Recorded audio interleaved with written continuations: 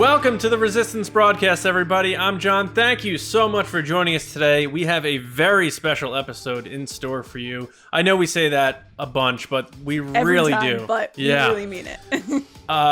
We have a great interview with the composer for Solo: A Star Wars Story. John Powell is joining us in just a few minutes. We had an incredible chat with him that lasted, I believe, over an hour, where we talked about a lot of his career, because he is an Academy Award nominated composer for How to Train Your Dragon. He's won several awards, including multiple for Solo: A Star Wars Story. He is a supporter of hashtag Make Solo 2 Happen, actively on his Instagram account. He's looking for more Solo, but we really got to have a wonderful chat with him about his career, but mostly, of course, the thing we love the most, his score for Solo: A Star Wars Story. And honestly, my mouth hurts from smiling so much. So guys, Lacey, I mean, we don't want to give away too much because it's right around the corner here for our audience, but what a great chat, huh? Yeah, he is so awesome. And I know I say that about every person we talk to, but he is so awesome. They're the best. I'm obsessed, the best. Right. But he has such a good sense of humor. You guys are going to be laughing so much throughout this interview. And as someone that doesn't come from like a musical background or know anything about instruments, I don't play any instruments or anything. I just like music. To hear the way he works and the way his brain operates and how he approaches things was so interesting. And I've learned so much that I hope you guys learn a lot too. Yeah, James. Yeah, I mean, you guys are saying it exactly. I think the thing about him was like, it was kind of one of those things where you're like listening and then you're like hanging on the next word, every word, you know, and you're like, oh my gosh, like he would deliver things in such a way where you're like, I'm not even 100% sure I know what you're talking about, and I love it. Yes, yeah. There's a lot of classical name drops he did where you nod because you don't want to be like, and who's that? And who's that? So I have a long list of names I have to look up clearly, and I had some fun with that during the chat, obviously. But before we get to the interview, real quick, because we know he would support us talking about this, just a reminder that Monday, May 24th, Make Solo 2 Happen Day is back for the third time, unfortunately, but we are bringing it back. We have a call to action. Just a reminder, if you would like to be a part of a very special video we're putting together for Make Solo 2 Happen Day, just record a 10 to 15 second video of why you want to see more of Han and Chewie in a movie, in a Disney Plus series. Bring in your action figures, your Make Solo 2 Happen gear, your pins, your Solo gear, your dice, your pets, your friends, whoever. 10 to 15 seconds. Email it to us at resistancebroadcast@gmail.com. Put Make Solo 2 Happen Day in the subject with your name, and we'll get you in our very special video that we're going to launch on Make Solo 2 Happen Day. But most importantly, on the day, Monday, May 24th, take to your Twitter accounts, take to your Facebook, take to your Instagram, whatever you got, and all day, shoot out hashtag Make Solo 2 Happen and why you would love to see the continuation that we knew was supposed to happen at the end of Solo. Right, guys? Yes. Absolutely. All right. So I know you're here for the interview with the amazing John Powell. So here it is. John, thank you so much for being here. Welcome to the Resistance Broadcast. We're so happy to have you. A pleasure. All right. So to kick things off, we kind of have to ask, we're not looking for your whole, biography inside the actor studio type of thing here. But if young John Powell was told revisited via a DeLorean, old John Powell, and he said, you're going to work with John Williams one day and you're going to write film scores, how would a young John Powell have reacted to that? I know you were musically inclined. You did a bit of a rock band sort of thing, according to your Wikipedia. So what would your reaction have been as a young fellow? I would have been very happy, I think. It wasn't the only plan. I mean, I had lots of sort of ideas of things I'd like to do. I mean, if I did go back and tell myself that, I hope that I'd also be smart enough to tell myself to buy Apple and Tesla. You're right. But the real thing I probably would have said to myself is, how hard is it going to get to be that? How hard is it going to be before I get to that point? And if I'd been honest with myself, I would have probably said, "Oh, it's going to be quite easy," which it wasn't. Because if I told myself how hard it is going to be to get to the point at which you kind of you get this kind of success, it's hard to sort of face it that way. I think the great thing I've found in my career is that I tried not to put too much interest in the actual results that I am going towards, but in the process. And so if I told myself, well, you're actually going to enjoy some really, really shitty jingle sessions that you do, you're going to enjoy some terrible TV that you do, and you're going to even enjoy some films that are going to be really, really bad, then I would have probably been, that's how I sort of approached it always. I always try to enjoy everything. And I was lucky because I did like lots of different types of music, and the great thing about advertising music and films is you do get to do a very wide variety of styles and things, because I didn't really have any particular sort of plan, a singular plan to be in film. All I knew was I wanted to be in music, and so I kept the doors very wide for that. Okay. Would you have traded being able to be like a famous rock star versus where you are now, or are you happy with the decisions you made? Oof, no. Rockstar. No, the problem with that is that involves actually people looking at you, which is awful. And then, I mean, if I could sing, I would, in my head, I sound like Aretha Franklin, but I couldn't do touring, no interest in touring. And even though I love rock music and, I love lots and lots of different styles of music, the idea of doing one all the time would be kind of a bit boring. The fame is just strikes me as just being hellish. I mean, I think you have to actually have a certain personality that can put up with that, and I certainly can't. I much prefer to be behind the scenes in the background. That's fair. Yeah, you can walk down the street and be an Oscar-nominated composer, and people won't stop you for autographs or photos, and that autonomy has to be a wonderful thing, in addition to having the impressive resume. So I completely get that. It's not so much what that. Music do you listen to in your free time? I mean, well, these days probably not enough. I mean, I've listened to a lot of music in my life, and as I get older, unfortunately, it sort of reduces.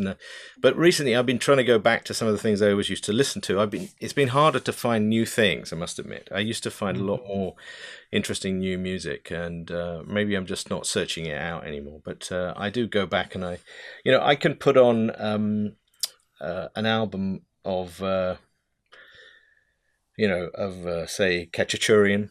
And be very happy, or I can put on an album of Ricky Lee Jones and be very happy, or I can put on an album of Billy May and be very happy. And so, or I was doing woodwork the other day, listening to Bulgarian women's choirs.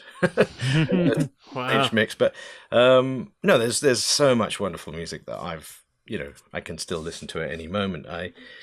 I probably just haven't found anything recently that has given me as much pleasure as some of the things on those lists. So I need to look for more of that, I must admit.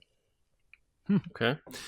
I mean, we honestly, Star Wars music is, like George Lucas said, the lifeblood of the films. The saga wouldn't exist if it wasn't for John Williams' original score.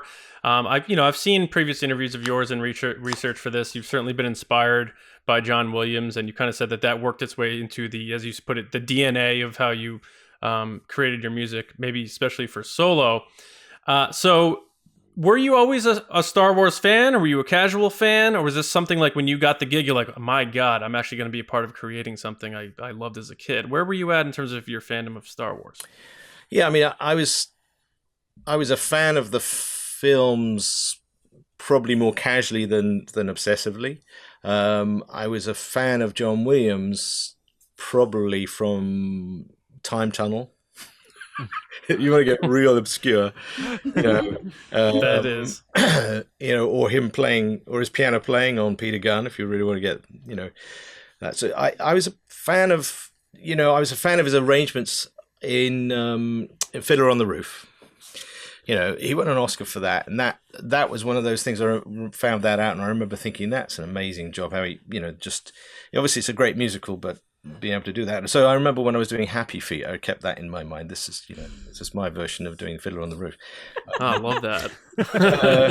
But no, absolutely. I mean, I loved Copeland, and you know, so you know, when John Williams kind of comes from that language, I love him, but he also comes from a Russian language and a French language and an Elgarian, an English language as well. So, you know, he touches on lots of places of musically I enjoy. The way he fits it into film is a sort of another art form of sorts, just from the music. I always start from the point of view of the music, and it's only sort of more recently that I've really got much more into the how exactly are we putting it to picture, and what does that do, and what does it mean? But still, the music is really the thing for me. So I can listen to, you know, John's music, and I don't need image Right. to really get the same kind of feeling I get out of, you know, Stravinsky or Sibelius or you know, or Scritti Politti, believe it or not. So I'm gonna have to write all these names down and look them up later. It's funny you say that, though, because going into talking with you, I was listening to This Is John Powell on Spotify, which is a collection of a bunch of your hits from different movies.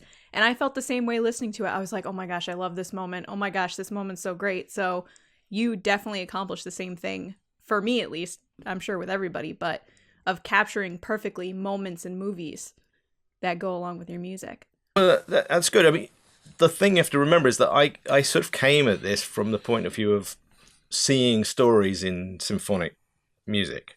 Mm-hmm. So, and they're stories that you can't quite explain to people. They're much more complicated than perhaps they're not actually complicated. I think that they just bypass the kind of the language systems that we're used to using, including the storytelling. And when great storytelling in film happens, it's because it's bypassing language as well. It's going in via a different sort of emotional route. So, you know, I kind of can listen to John's music, and you know, I can completely separate it from the film. And in a way, I love to think, if I can do it, sometimes, you know, that some of the pieces I write for film would do the same for people. They might never know or have seen the movie or even know what it is or what it could be, and sort of make their own stories up to it. Yeah, I like that, because there are sometimes a lot of movies like, and you, not for you to name names of movies you worked on before, but sometimes I'll love a score of a movie and just be like, the movie was a dud, but I loved the music. And, you know, sometimes the music makes me want to like a movie more just because I want to root for it better because the music does something to me. Mm-hmm. So I completely, I live that in a lot of movies that I've experienced. But, you know, you span a wide range of things, like you said. Now, sticking to just films, your first, I believe, was Face Off. That's, you know, clearly an action movie. And then you've done other action series, the Bourne films. You've done animated, whimsical, fantastical adventures through DreamWorks, including their first one, I believe, was Ants. Do you feel? And also, I believe you did United 93? Is that right? Yeah. So, and that's a movie based on, you know, tragic / heroic real life events. So, do you approach each project based on what it is, whether it's, oh, this is based on a true event, so I need to do something differently. This is based on a wildly fantastical thing of creatures that speak to each other as though they're humans, or do you approach everything with the same sort of palette and slate, or is it a project thing? It's very much about, you know, whatever the story is. So, you know, what you're really trying to do is you're trying to get a combination of, you know, my taste in music and film, and you're trying to sort of make what is best for the movie with the collaboration of all the other filmmakers. So their taste comes into that. Obviously their taste includes, you know, good or bad, hiring me, and then depending on what they want from me that they've heard before, you kind of take that into consideration. You take into consideration, where the movie will play, how the movie will play. There's a lot of sort of much more kind of overarching things, the studio, what the studio wants, but essentially it's going to come out of the story. It's like, what does the story need? And, some films need endless music. United 93, Paul Greengrass and I talked a lot about music in that. He shot it in such a realistic way. It's actually painful, and I was kind of surprised that he wanted as much music. It was about 45-50 minutes of music in it, which is short. That's a lot less than a normal film, but even so, I was surprised at how much we put in it, and I think in the end he felt that it was useful to have music because it took a little bit of the reality off it, because as soon as you put, the idea of film is it's a very kind of weird way of telling a story. It's a mixture of visuals and a play, plus a symphonic or musical sort of expression of a story, perhaps. Cinematography, how every shot, when you cut, why you cut, how you move the camera, the coloring, and that's before you even get to the acting and the script. So all of this language is expected of us because we've learnt it. It never, before the 20th century, really, we didn't have that language. We had other kinds of language. You had, plays and the Imperial March, but we didn't, we didn't know how to tell stories with film until we did, and it keeps changing as well. And very creative people come up with new and interesting ways of helping us tell these stories. And once we get into sort of virtual reality or AR storytelling, it will be a very different experience because the visual isn't chosen so much. Some of it is, but not who you look at, who's talking, and all these kind of things. So there's many questions as we move forward in the technology of film, but basically it's the idea is that we all get together and try and find the right language for that particular way, that story, and how we want to tell that story, I think. Interesting. Okay. I mean, that might be right around the corner. Like Avatar 2 comes out like next year. So who knows what they're working on. Yeah, indeed. So it's shifting that and thinking about Star Wars and taking the gig with Solo. How did that come about for you to come aboard? Was it Lord and Miller? Was it Kathleen Kennedy, having previously worked with Kennedy and Marshall on their films? Or like, how did you get brought on board for Solo? And what was that experience like? At what point did you get involved with the project? Was it you got the script and read the story? Can you give us an idea of how you got in the mix there? It was one of those things. You just get a call from your agent, say, would you be interested in? And then you, and the thing that they said up front was, would you be interested in doing this?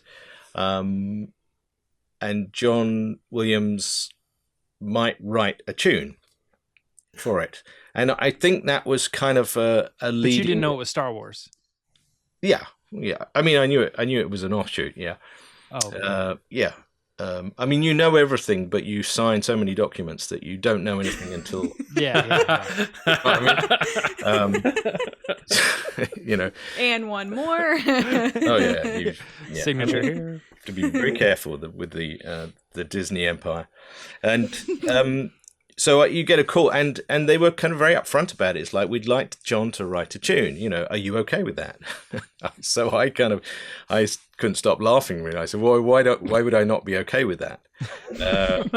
And they could you imagine if someone was like, "No, absolutely not." Yeah. Let's just put it that way. Some people don't want to do that. They want to have control over everything. Sure. And I just saw that as an absolute bonus. But there's definitely people who wouldn't do it. Even if they respect John Williams, they still wouldn't want to. They would still want control over everything, and yeah, I mean, we talk about it a lot just in general with Star Wars, like when it comes into the sequel trilogy and stuff like that, how much J.J. Abrams could bring back a character, or he could create his own and have his own legacy and stuff like that. It's very important to ride that line a little bit. So yeah, it does make sense, but it's also John Williams. So, yeah, no, it was. I've said this before. It was like, do you want to hang out with Yoda, sort of thing, and learn the things that you've always wish you Right. could even know what it is that you don't know. I mean, that was the main thing for me. So, and he very kindly, actually, believe it or not, he called me. He said, "I just want to check that you're okay with this." So, Oh, that's really sweet. So I couldn't stop laughing, and said to him, all right, if they want me to do this film, my first responsibility is to the film, and so hence it is my responsibility to make sure that you come on board on this.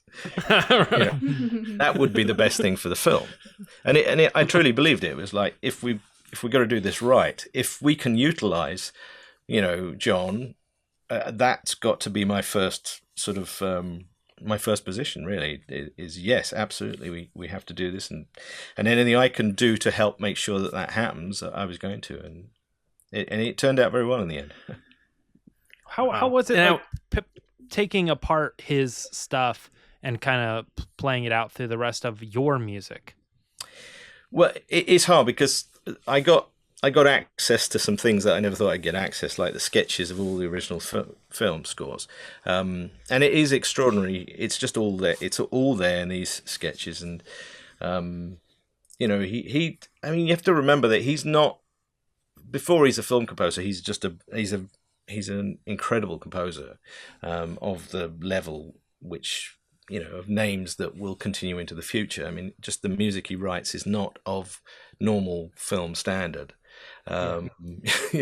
He is writing compositionally at a level which is, is fundamentally beyond what normally happens in film. So that became absolutely hellish for me to see the original sketches and just try not to be sort of dominated by this thought that I'm not worthy. But I studied them and I looked at them and I tried to sort of learn from them. And then I froze up a lot, and then I wrote some things, and then I froze up more, and then we got close to the point at which John came on. And so I had a bunch of things that I really had no idea whether or not they would be right, would work. And maybe I was holding off, from deciding on anything until, John came and, on board. And once he came on board and wrote these things, and we went and did a demo session, and, a demo session for me and most of the rest of us is we have a bunch of, equipment, and we kind of potter around on it and sort of make it sound a bit like an orchestra and everybody listens. But a demo session with John is you go into Sony and you record with an 80-piece orchestra. That's unbelievable. Yeah. And so we went for a demo session, and everything, he had about 6 cues and throughout the movie, and he had two themes, and it was all there, and it's just like we all sat there and went, yeah, okay. And so once I heard all that, I knew exactly what to do. I mean, it wasn't easy from that point onwards, but I knew exactly. I just felt that I had all of the stakes in the ground in the right place, and everything was in the right shape, and the colors were there. So we all have different parts of this score that we love the most, and I have to say my focus is on the romance element of the movie that I felt was undersold in the marketing for the film, but I won't get into the marketing of the movie. But so in Solo, we have this version of Han that's like optimistic. He's a yearner. He's hopeful. And he always feels like something is always going to work out for him until the end of the movie when he gets burned by Lando, burned by Beckett, burned by Kira, and he starts forming into that maybe next time kid or don't hold your breath kid sort of Han Solo we see in the first Star Wars movie that everyone's used to in the Mos Eisley Cantina. So I guess my first question about this being that John Williams wrote the theme for Han and you took that and ran with it and melded that into your other tracks. How much of this version of Han Solo as a character did you put into the music to make him more of the hopeful guy than the person maybe we're used to being the jaded sort of pirate? That's a very good question. John wrote 2 things, really. And so I was invited to go to his place where he writes, and he's got a piano and a manuscript paper, really. That's all. And he played me these things, and the second one, I sort of, he wasn't sure about, and I did say to him, I said, I know you're only supposed to do one theme, but can we have that one as well? Because that one is, there was this very clearly heroic theme for, and that was fine. But then this other one, which had more of a movement in it, and it kind of had a searching feeling to it. And that I liked very much, because I did think that this was what the film was about. It was about sort of, the naivety of a character that we, again, it's hard, because do you work on these things, in the context of just the film, or do you work on them in the context of the fan sort of, perspective, system? Yeah, because everybody knows as a whole. Well, we know where he's going, so there's lots of games that you can play with the audience about things. I mean, one of the greatest things about good storytelling is when nobody says what they mean, and we as the audience know sort of truths that aren't said, subtext. There's nothing worse than people speaking subtext, and so if you also know where the character is going, you can kind of play with that. And so I think it was about a character who was wonderfully naive at the beginning, and even everybody around him, except for Chewie perhaps, sort of lets him down, and basically pushes him towards this, the character we know. So we see this kind of curve happening, and I just felt that we needed certain themes, and yes, you have a heroic theme that was nice and clean. Then there was this yearning theme that John did, and then and then I needed other themes to sort of back all of that up and make sure the story. And one of the most important one was basically sort of the Kira theme, having a very romantic, yes. And then it becomes a question of, that was a tune that I wasn't sure what it was for until John had written that before John wrote his, but I didn't know what to do with it quite until I saw those other two themes. And once they came along, it all just sort of fitted. And then I knew what my themes could do, and what they needed to do, and how. And then, yes, we basically we recorded all of John's demos with an orchestra, but then we weren't allowed to touch that because it was done union, and the film had to be recorded in London. So then we reprogrammed from the scores, and we played in every part and reprogrammed it up within my demo system on all the instruments as were. And we got it to sound very, very close. And then from there onwards, now I had all of his material in my world, and I could basically just, adapt it, work within it, work over it, pull it apart, do whatever I needed to do with it. And it then became sort of part of, the raw material as much as well as, the cues themselves. I think there was maybe one thing that John did to picture out of 6 that stayed where it was, and everything else kind of moved around, mainly because the picture was still being cut around, and also just how we had to do things. The theory of the storytelling changed a bit after he'd done all of these demos. Wow. Okay. Man. So I and Lacey and James have a ton of questions, but you just brought up the romance part. So let me get my last main one out of the way here. Regarding Han and Kira, which I feel like if they had amped that up more in the trailers, it would have benefited the movie. It sounds like you approached this as a romance, almost or a tragic romance in a way, because I'm focusing on the track when they're reunited on on Dryden Voss's ship, and also at the end when she departs and he kind of watches her leaving. Like the music you put in there, the very solemn tones, it almost sounds like the other version but sadder. It sounds like Gone with the Wind. Sounds a little bit like Meryl Streep's Out of Africa. It has that like romance, but also with like this sadness and trepidation to it. So can you just get into how your approach to that Kira Han theme and wanted to do, maybe a little optimism, but a little bit of trepidation? Like, where did you find the balance, and did you have any inspiration for those tracks? Because to me, those are the two like hit you right in the chest tracks in the score, which, by the way, unbelievable, and thank you. Well, the moment I wanted to really make work, first of all, was them being torn away from each other at the at the kind of the airport. I can't remember what it's called, spaceport.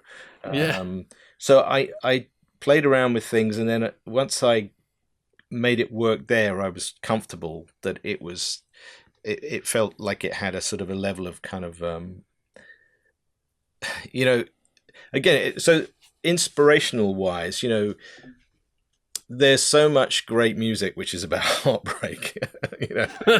You think about it, and John has done some amazing pieces, but Khachaturian, if you listen to Spartacus or the Guyane Ballet, there's some things that just sort of have this what do they call it, it's sort of the beautiful death of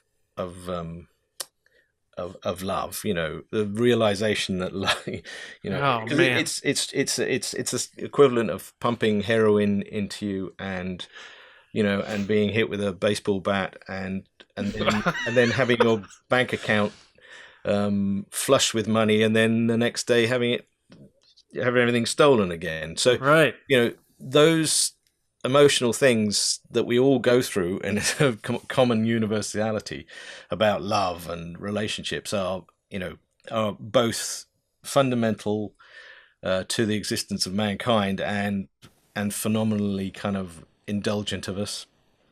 We love doing it because it feels good, because it hurts, and it feels good and it hurts, and etc. And so there's kind of a microcosm of life itself in love affairs, and like everybody, we've all gone through that, and I think that was the story for me. It was like a guy who he was just going through the things in life that would make him stronger, and you could say, I mean, I don't like the idea really that he's just a tarnished, kind of sort of ruined optimist. Actually, I just think he's realistic later in life. Mm-hmm. And because he doesn't become weak later in life. Whatever you say up front doesn't mean that's not necessarily your character. That's just a protection mechanism. Sure.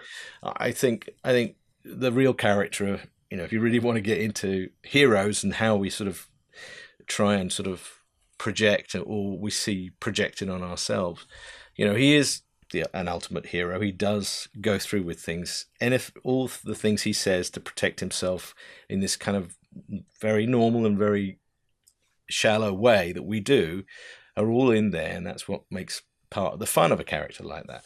So for me, it was just trying to, that was the one thing I thought I could try and do. And obviously, there's lots of great sort of themes in film music, but there's also great themes in classical music. And I probably stole from John all through my career unknowingly, and tried to steal from John when I'm doing solo, and then even then, when I probably didn't realize I was stealing from John, I probably was stealing. So it's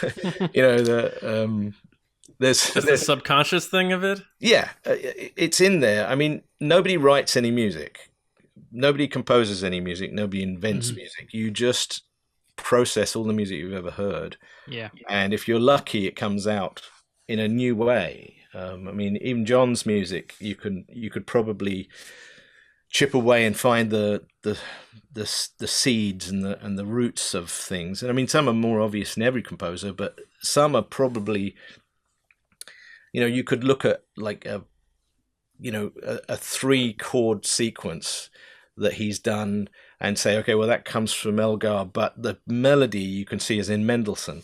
Sure, but also, but then the rhythm underneath it is that's Count Basie. So, you can sort of see everybody's, if you really want to look, you can see everybody's kind of, I call them musical fetishes, these things that we've loved so much at any point in your life. And there's ones, that, I remember leaving Vienna on a train, having had my heart broken, and oh my God. And it was, I think I remember listening on headphones to things. What a beautiful place, by the way, to have your heart broken. Oh yeah. Absolutely. And not to make that downplay your terrible story, but Yeah. no, but it's just like such a sweeping tale. Like I was leaving Vienna. You weren't on Long Island, John. Like, yes. No, I will always. I mean, that's one of the things I remember on the train leaving, going, this is going to be a great story in a few years. But I was listening to, I think, believe it or not, Malcolm. What's his name? Who used to run the Sex Pistols? Malcolm McLaren. That's right. He'd done this kind of album of opera with a bunch of opera songs, opera arias and things like that. His first album, which was Duck Rock, which is absolutely a genius album with Trevor Horn and team in that. But the second one was good as well. There was a few amazing tracks, and one of them, and it was Puccini. It was something by Puccini, and sort of, and it really screws with the Puccini, but I didn't care because it seemed to have this kind of brilliant mix of these two worlds, this overly passionate sort of music as well as this kind of driving sort of pop sensibility. And so I think that's a little kind of microcosm probably of what I've always been trying to do in film. Wow. Well, yeah, Lacey, I know you have changing gears. You have certain parts of this score that you absolutely love, and I know you want to get into. So my favorite song on the soundtrack is Chicken in a Pot, which is, I feel like, a lot of fans' favorite song. It's one of those ones that just sticks out and it gets in your head and you're humming it like days later, weeks later, a year later, it's in your head. I know you spoke with StarWars.com a little bit about it, about how Luleo Primoc, the guy in the little jar, is what inspired the name of the song and what the song's about. But can you talk about writing that song? Because it is very different, I feel, than the rest of the movie. Yeah, well, that was the first thing that was done, and it was, it was Lord Miller, the original directors who asked me to do some music for two scenes, and one never made it, and that one did remain. So I wrote a bunch of things. And what they were going through a sort of a rather terrible time, obviously trying to get the film as we were doing that. So I don't think they really were thinking about it too much. So by the time that the dust settled and it started up again, Ron Howard was like, he very kindly sort of kept me on board, and then the first thing that came up was, by the way, in 3 days we're shooting this thing. Have you got anything? So I kind of went back immediately over all the work I'd done, all the things I'd done, and I found a few things and sent them, and they picked that one. I love it so much. It has this kind of like James Bondy feel to it, and it just sets the scene and the whole tone of what's to come. Yeah, I love it. I want to ask you a question though. And this is kind of a controversy between me and Lacey because we both have different opinions. What's the story with the high voice in one version and the low voice in the other version? Do you know what I'm talking about?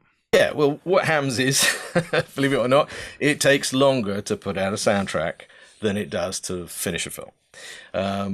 So you can be dubbing a film until very, very late in the day, and you can...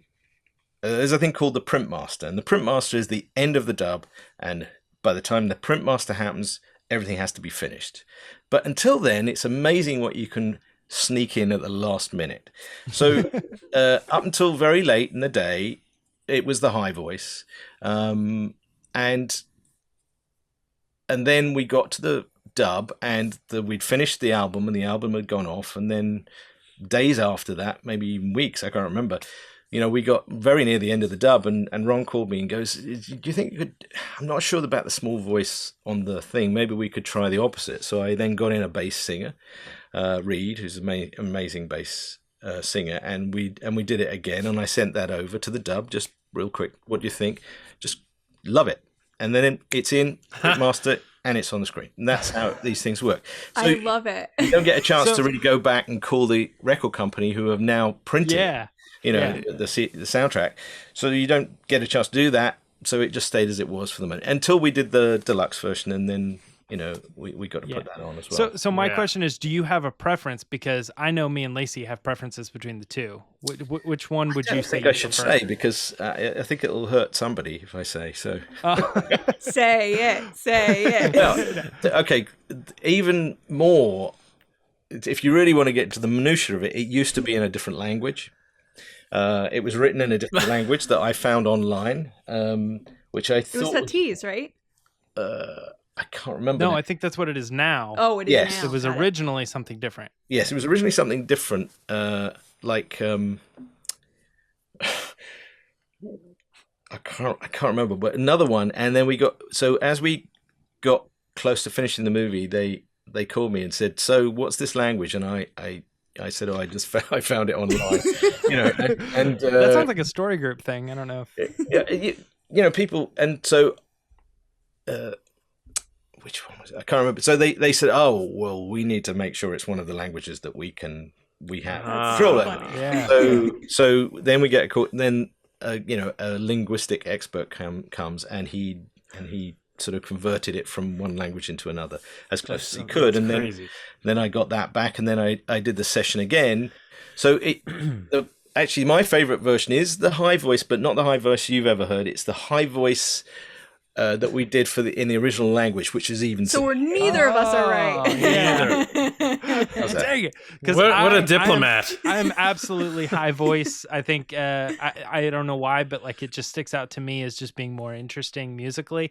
And then Lacey's team low voice, the one that actually makes it into the movie. Because of the character and who the character represents and who Pablo named him after, it makes sense that it's the lower voice.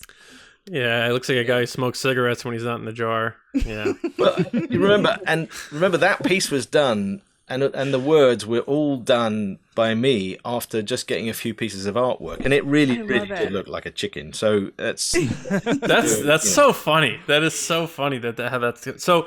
Did you have any communication with the writers in terms of Lawrence and John Kasdan and them saying, this is what we're going for with Han, or this is how we want Han and Chewie's relationship to be developed? Did you have any communication with the writers at all, or was it mainly you with the director? How's that go? Yeah, it's the writers are rare, unless they're executive producers or directors themselves.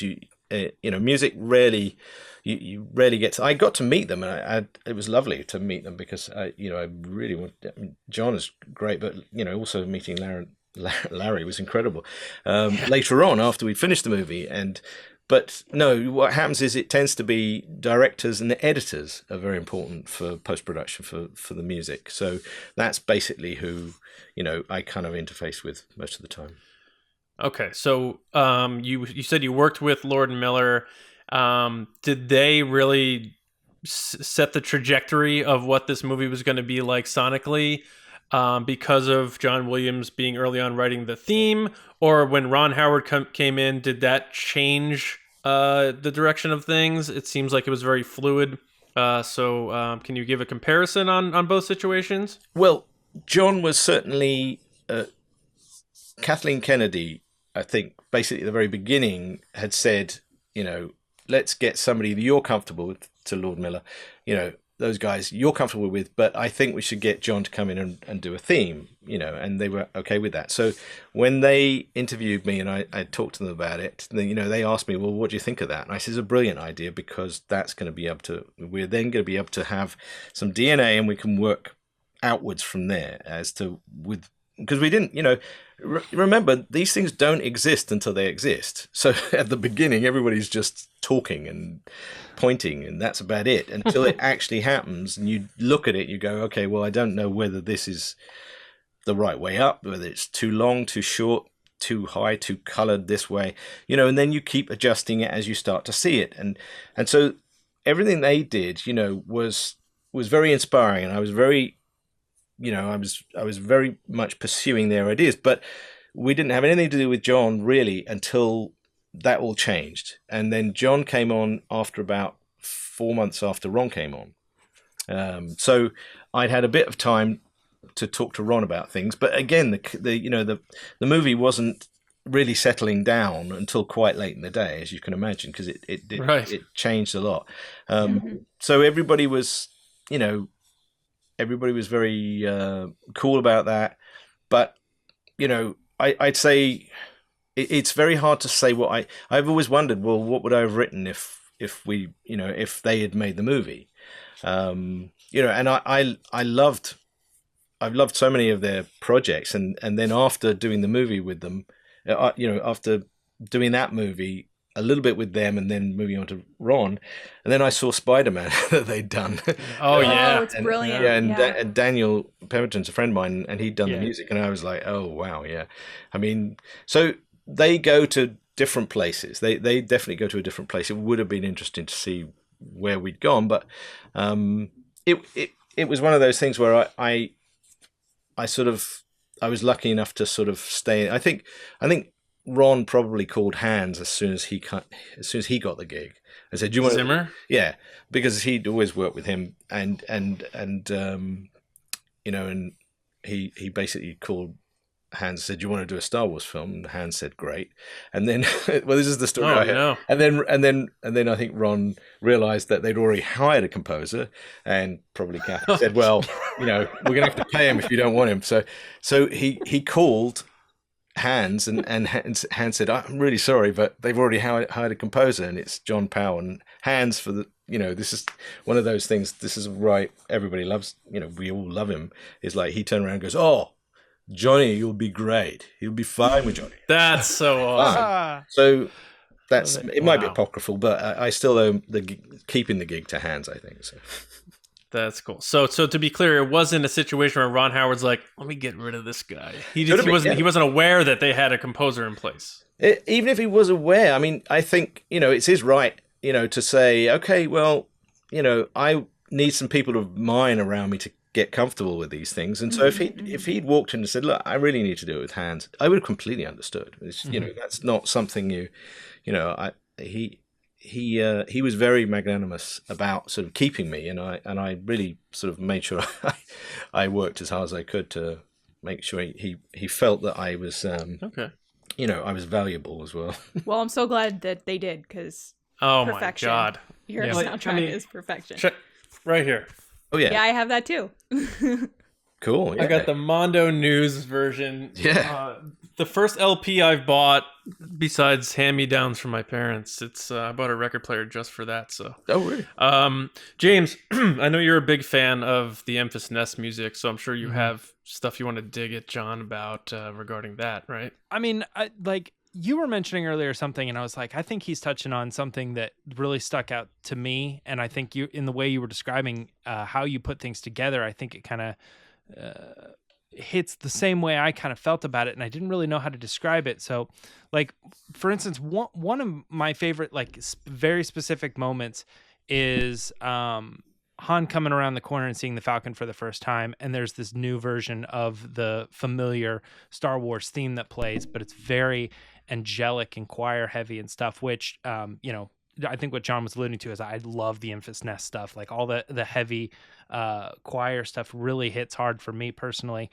But there's something about that scene that I think isn't just like, hey, let's play Han's theme here because it's, Han and the Falcon and blah, blah, blah, blah, blah. I think there's something that's like, this is bigger than this story. We're witnessing this thing from the entire saga. And if Star Wars as a whole is ever hitting its biggest moments, there's something magical happening here that's bigger than the moment. It's franchise heavy. And that's why I felt like that music being used there very specifically at that point was absolutely perfect and is like my number one moment in the soundtrack. Is it difficult to I know we talked a little bit about John specifically, but like all this other music, I know there's these little like hints and little moments of other music that have popped up in the franchise. Is it interesting to be writing your own stuff and then being like, right here at this moment I'm gonna go and like put in like 3 or 4 notes that everybody's gonna be familiar with, and trying to balance that? Like Kira with the dice, where she hands the dice to Han. Yeah. Yeah. I mean, Oh, looking yeah. at Rogue One, for instance, I walked out of that movie and I said, it doesn't feel, the music wasn't Star Warsy enough. And then over time, I'm like, no, they did it exactly right. And then when I saw Solo, I'm like, yes, this is the perfect blend. How do you find that balance? Well, it was funny that the use of all the old material was kind of was an interesting puzzle, but but then I suddenly realised that a lot of those themes, especially the theme for the Millennium Falcon, it's really about destiny. So I treated those older themes as destiny themes. As normally you'd write your own destiny theme for these kind of epic storytelling moments, and you'd follow it all the way through the movie, and it would perhaps bloom into something else. I didn't need that because I had this other material which basically told us the destiny of the character, which is and it's because it's about, we all know the destiny of the character, so it's something that we can share. So I was very, very careful about how I used those themes, and the moment you were talking about was very clear. It's like, it's not a magical vehicle, it's a piece of shit vehicle. So why was it sounding like that? Well, because it was his destiny. That's what. Well, not Landis Falcon. Landis Falcon's awesome. Yes. He's got a wet bar. But it was still not. There's no significance to that machine except for the destiny of the characters. So if we didn't know, if this was just some other spaceship we came around the corner, I mean, there's, for instance, one of the great pieces of film music of all time is Jerry Goldsmith, the very first Star Trek. And so there's about 5 minutes of this model, and Industrial Light and Magic, I think, did it. And it looks amazing for the time where it was, 78. And they shot that model and it looks giant. It really looks giant. But I can tell you, that wouldn't work if it wasn't for that music, which basically told you the whole destiny. Even though he wasn't really using the Star Trek tune, he was making this incredible. It's an incredible piece of music. It's right. Even Debussy would be, and Ravel would be impressed with that. And what you get out of that is you get this kind of religiosity about the fable, about the destiny of everybody. And so that was my own little, I mean, in a very small way, I was doing a Jerry Goldsmith thing. Infus Nest is me doing I'm basically, that's my version of doing John Williams. I mean, I was literally trying to do sort of the Fates, music from Duel of the Fates from number one, and remember listening to that, and it's so wonderfully aggressive, and the choral writing and the thing. So that's me doing my version of that piece. I know it doesn't sound the same, and it's got a lot more percussion, and it's got Bulgarian singing as opposed to classical singing, but it's me sort of homaging John, ironically. That's amazing. Yeah, I love that. The Infus Nest stuff is my favorite music. I mean, the one thing that I was talking about earlier is my favorite moment, very specific thing, but the Infus Nest stuff, anytime it comes up, I'm just like, oh my gosh, this is the best stuff on here. It's Turn it so up. good. Yeah. Yeah, the irony is that it does feel like that's kind of me being much more me, but I am still very much doing an impression of John. It's not coming out the same. It comes out via my own particular set of weirdnesses. I feel like this score touches on all of that, because you took the Imperial March, which is one of the most recognizable Star Wars themes, and you flipped it to make it so that the Empire comes across as the good guys, and it has this very jovial, come join the Empire and save the galaxy kind of tonations to it, like signing up for the army, and it's in the background on that chaotic scene. So I'm sure that took a lot of effort to kind of flip that dark, menacing, here's Darth Vader's wrestling entrance music theme, and turn it into this sort of like jovial, come join the Empire, and it's just in the background. Was that kind of like, you were like, I kind of spent a lot of time on that. It's in the background, but it's really a very cool track. No, that's a very, very last minute gag, really. That was It's so good though. we were in London. Oh my God, it's amazing. We were in Is London. that something that you worked on, or is that something that existed beforehand? No, I kind of. So if you have to know John Williams' music to know that he's a big fan of Elgar. All right, so then if you want to look geopolitically at it, and you can say the Empire, you can also say the British Empire. And the British, I've had a particular problem with the British Empire. Not as many problems as the millions of people who are killed by them, but you know, it's one of those things where in the background, I love Elgar, and you watch the Last Night at the Proms, and they do Land of Hope and Glory, and it's a stirring piece of music that is kind of sort of a terrible thing that we have stirred our nationalistic sort of fervors with for so long, that I was making a kind of a anti-British Empire joke, and knowing that John Williams is a big fan of Elgar, and that everybody says, you know, that particular tune comes from here and here and here and a bunch of Russians, and then I thought, well, I wonder if that could be made it into his other love, you know, which is Elgar. Oh, wow. And so I sat down at the piano while we were actually recording. I wasn't here, and you know, it was one of those things that just came up with, you know, have we got anything for that little section there? You know, and it was really just an innocent question, I think, from the editor and everybody. It's like, and I thought, well, I could probably do something. So I just sketched something very briefly out, and then my orchestrator, John Ashton Thomas, who's another English guy I was at college with, in music college like that. I said, we can really make this Elgar, can't we? And he looked at it.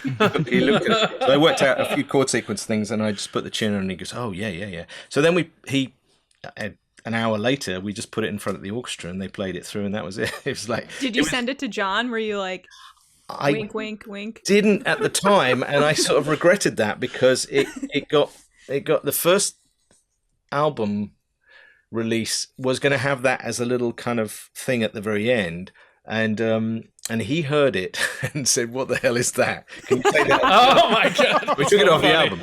So for the deluxe version, I did sort of call and say, you know, if John doesn't want it on there, that's fine. It was a little gag, and once he saw it he hadn't seen it at that point. Brilliant. In context to the film. When he saw it, I think he liked it, and then Right. fine. But at the time, again, because the album was finished before the film was finished, so I couldn't really give him any sort of explanation as to why it was there. But it's so brilliant. Because it's in story. It's like that's their recruiting music, and it's so funny to me. Like, yeah, I love that. but it, you know, you could have probably got away with anything. That's a very inside little joke that. Sure, it's amazing. It is. That was a bit indulgent. That was me indulging. I know, you know, we probably don't have too much more of your time, so we have to ask you. Obviously, you know, I wanted to bring you on because I know you use the hashtag Make Solo 2 happen. John Kasdan has not been shy about saying that the plan was for more than one movie. Obviously, the first movie ends with Han and Chewie going to Jabba's palace. That was probably going to set up the second movie of them working for Jabba. He said he has the stories for it. Were you in talks of, hey, you know, this might turn into multiple films? Were you just on for this one film? Can you shed any light on that? And also your passion, obviously, for potentially continuing this story, and maybe ideas you have about music for the Han Solo that has been spurned by so many people at the end of the first film. Well, I was definitely only hired for one. There was no real, at least not for me, there was no discussion of anything else other than that I've done a few things where the sequels, if you do well on the first one and they want to bring you back on the sequel, it can be great fun. Obviously, the Bourne films and the Dragon and things like that. Sure. I was quite convinced it was a very good film. I didn't have any thoughts that it wouldn't work at all for people. And I mean, it did work for people, just not to the same extent that all the other Star Wars things go.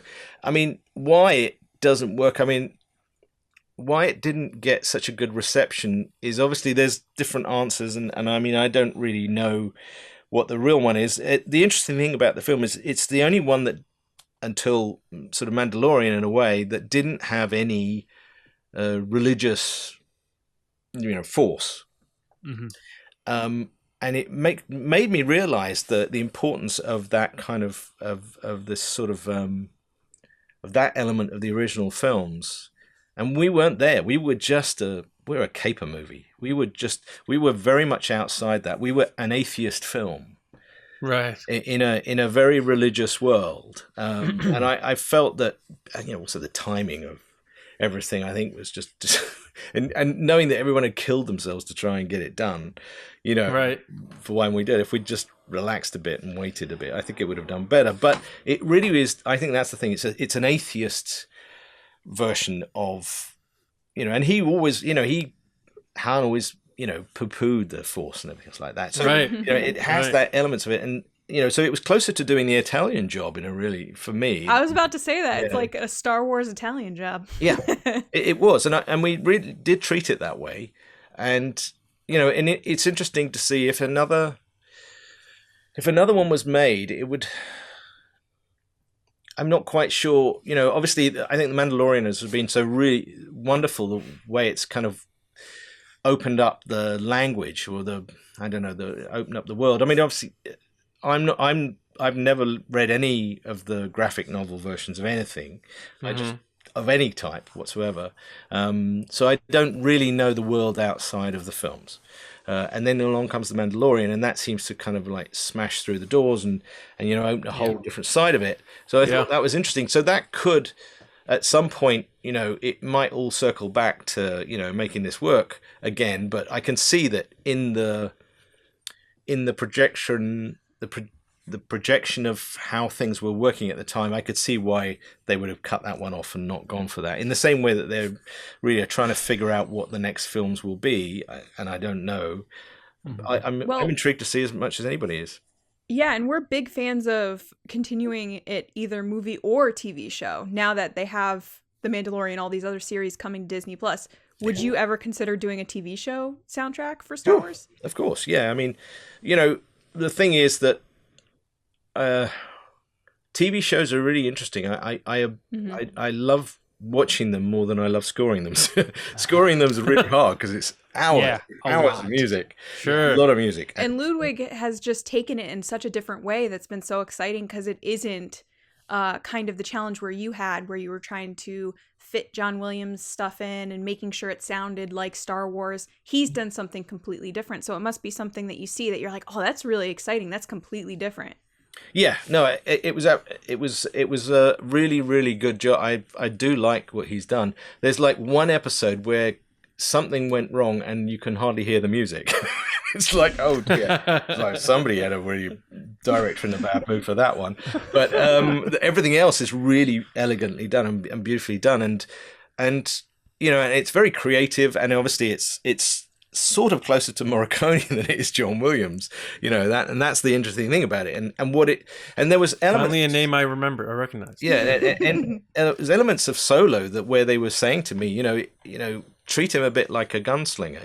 This is a bit more. Yeah. That was one of the things that they kept saying. It's a bit more like a Western. And then when I saw The Mandalorian, I thought, well, that's a very elegantly done version of that.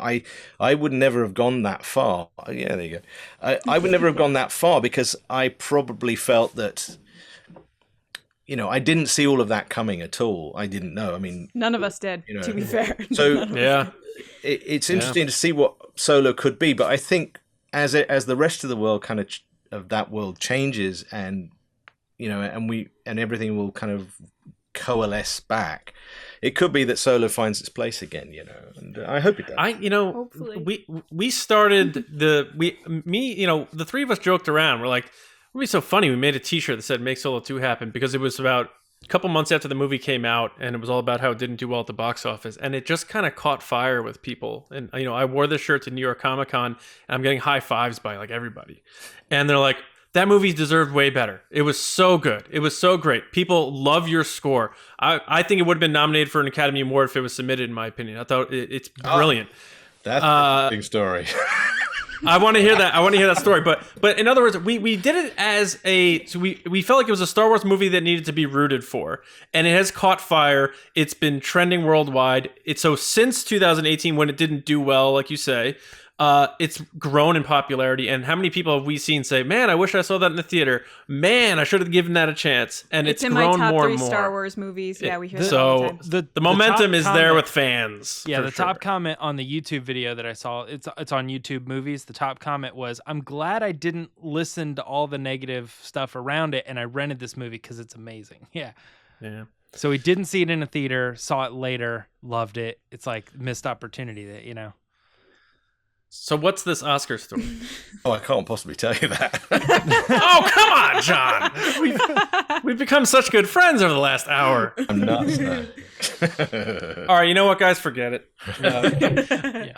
No, so yeah, it's great to know that you are on board to do more, even if they do task you with the arduous task of doing it via a TV series. But we all feel like it's just set up on a platter. So many people are like, "Oh, I'd love to see Jabba the Hutt again," and it's like, "Oh, would you?" Because Han and Chewie are on their way there right now. Alden Ehrenreich has expressed interest. Jonas Sotomo the guy who plays Chewbacca, was on our podcast last year, told us to keep going with this hashtag.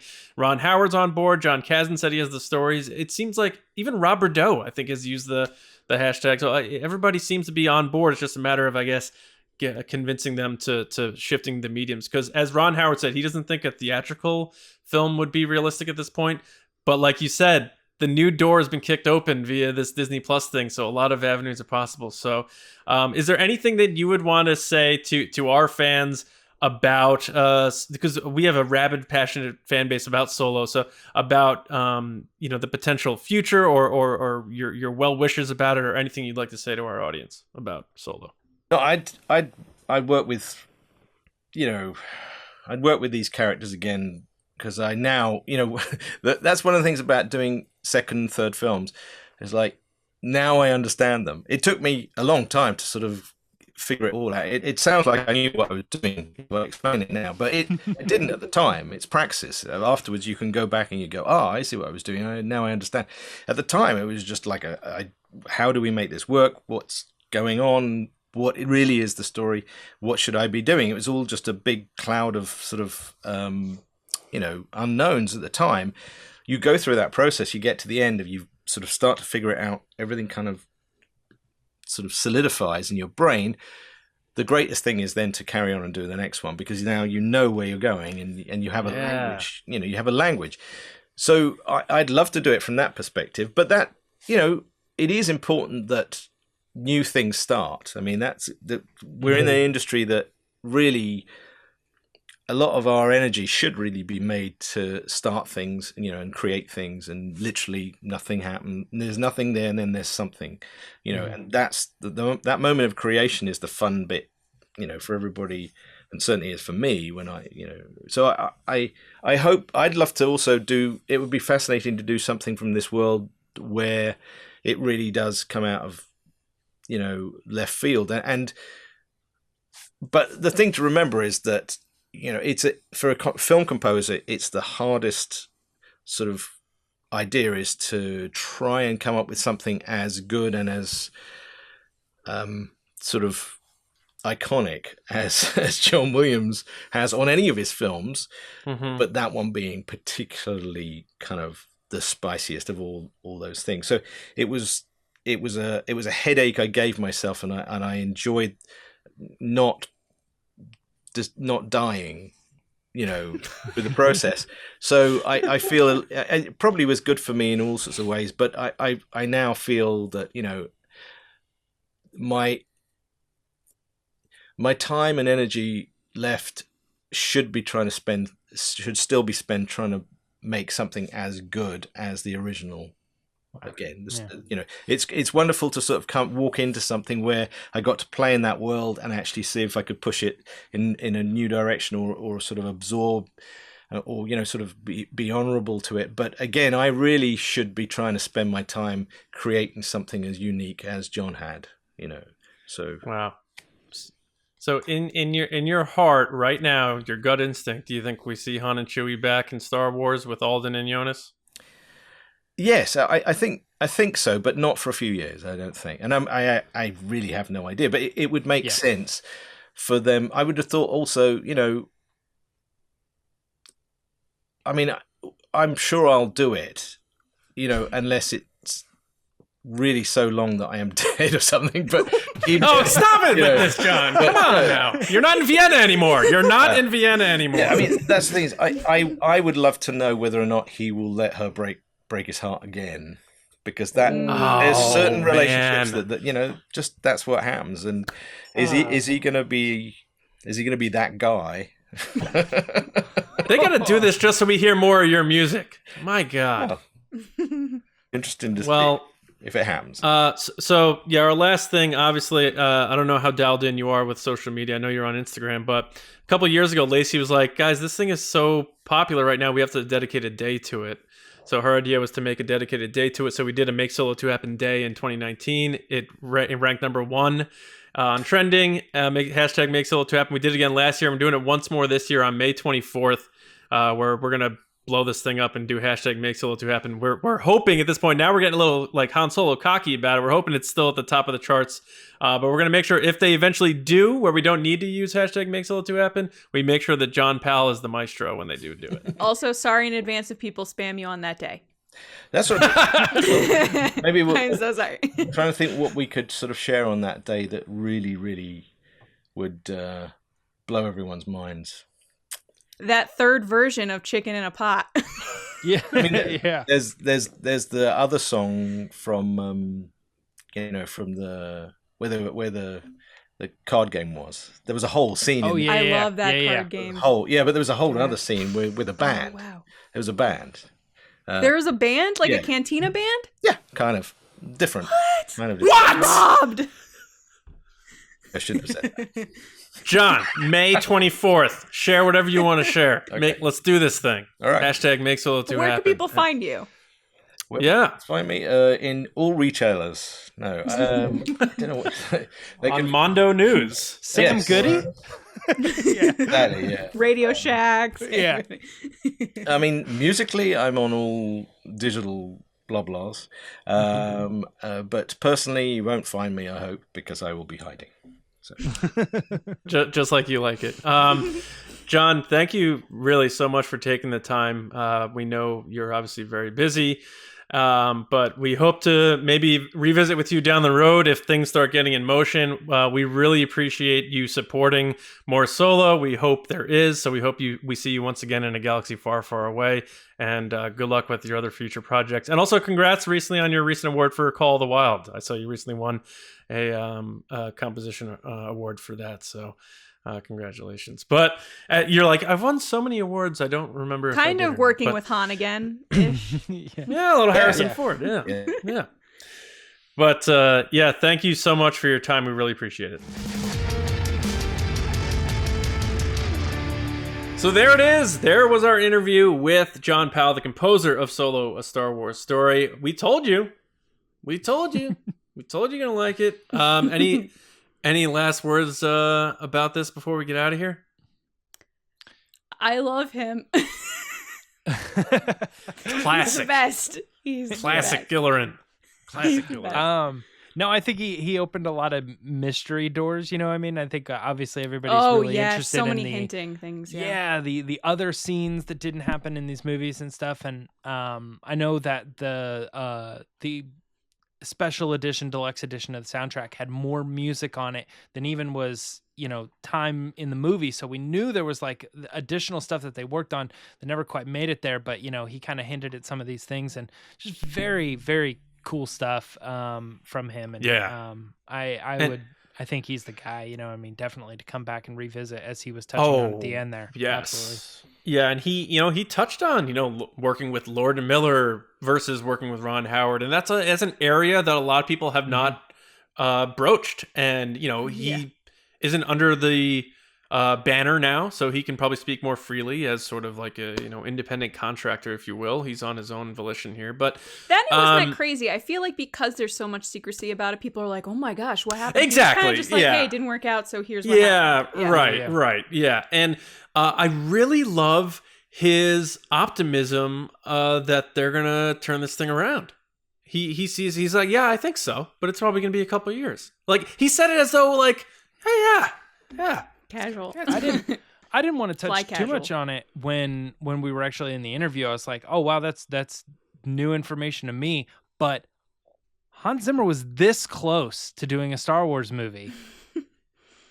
Yeah. Like that, was that out there? I didn't know that. That's well, I think that's been in previous interviews with John Powell, because it's a funny story, because that's Ron Howard's guy. Everyone, Tim Burton with Danny Elfman. Everyone has their person, their composer. Their guy. Yeah. So yeah. But another takeaway from this is a lot of the things he talked about is going to make me enjoy this movie more now.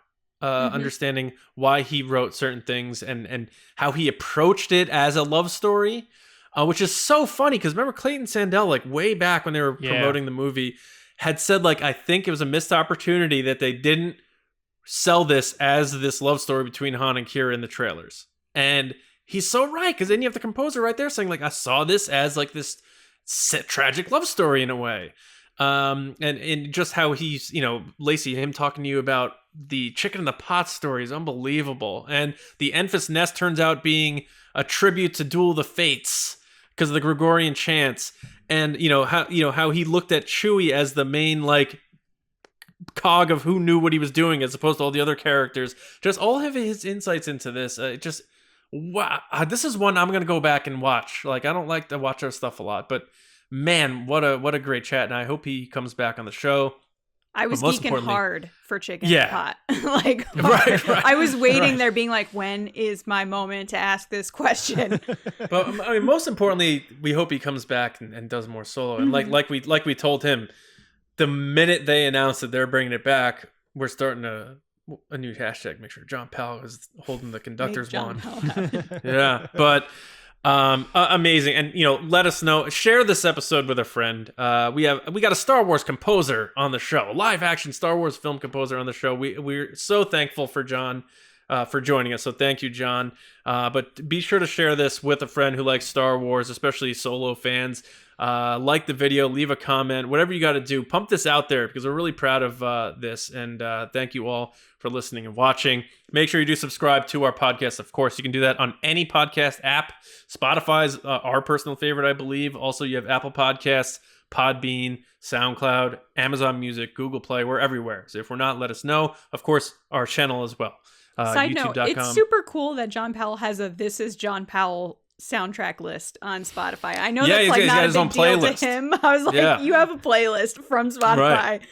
Right. He's like, you can find me on Spotify, and I'm like, us too. Right. Not the same. Our channel, youtube.com/Star Wars Newsnet videos. Make sure you do subscribe. We appreciate everyone who's been joining us there and enjoying the video format. And this is one of those episodes, if you are listening to the audio version, maybe check out the video version if you want to see the three of us geeking out big time. And you see his off, like his work area. It's really cool. Yeah, for sure. Next, of course, always go to StarWarsNewsNet.com for all of your Star Wars news, reviews, editorials, information, and more. We want to send a special thank you out to our patrons at patreon.com/Resistance Broadcast. If you want to support what we do here, hop over to that link and take a look at what we have there. We actually have some things we're going to be changing in the near future, but you can gain access immediately for $2 a month. And there's tiers that go up, and as they go up, there's more perks and rewards. But a special thank you to our generals on our Patreon, and that is CARMELO, Andrew Staley, Jeremy Myers, Neil Shaw, David Probus, John RISI, Micah Harrison, Jetta Rosewater, Michael Gaines, Kendall Gelner, Paul Olsen, Jake HOUCHINS, Jeff Connery, Oliver Lewis, Dave Hornak, Frank Grande, Ryan Wara, Haas Aslam, and Val Trichkov. Thank you all so much for all of your support. Couldn't do it without you. Thank you. Last but not least, our plugs. You can find me on Twitter at Johnny Hoey, StarWarsNewsNet.com, and my movie podcast, Just Like the Movies. Lacey. People can find me with a John Powell stan account at Lacey Gilleran on Twitter and Instagram. Woo! James? You can find me on Twitter and Instagram at MyerChunks. That's about it. All right. Thank you all so much. Again, we'll be back with you, of course, on Monday morning with another episode right here on the Resistance Broadcast. Make Solo 2 happen, and we'll see you around, kids.